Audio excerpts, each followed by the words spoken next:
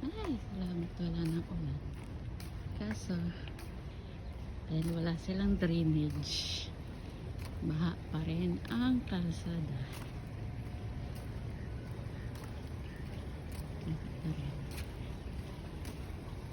Hindi kasi uso sa kanila dito ang drainage. Yes. Tingnan tayo sa kaliwa kahit may sasakyan. Kahit tatawid tayo. Ayan. Diyan lang naman yung accommodation namin. Natapat. Ayan. Dito na tayo sa island.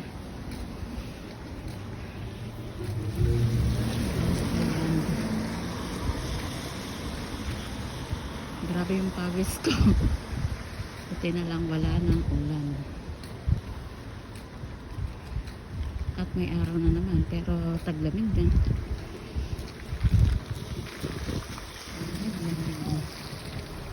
Basa. Basa, basa. Ayan. Walang drainage. Pero guys.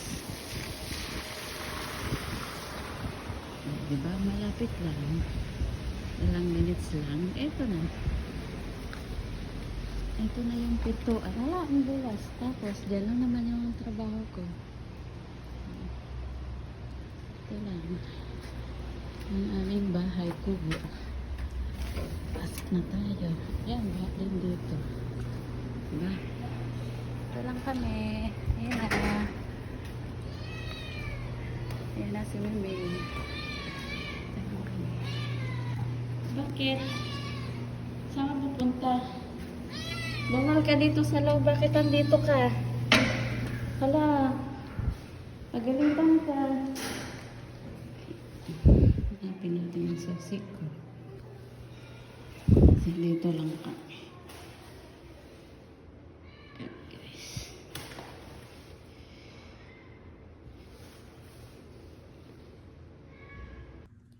Ayun guys, dito na tayo. Nakapagbihis na ako. Nakarating na ako dito sa aming accommodation. Nakita nyo naman, malapit lang.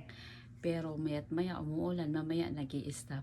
Still, may baha pa rin kasi walang drainage dito. Ayan. So ngayon, magpapahinga muna tayo ng konti at kakain mamaya pagkagising.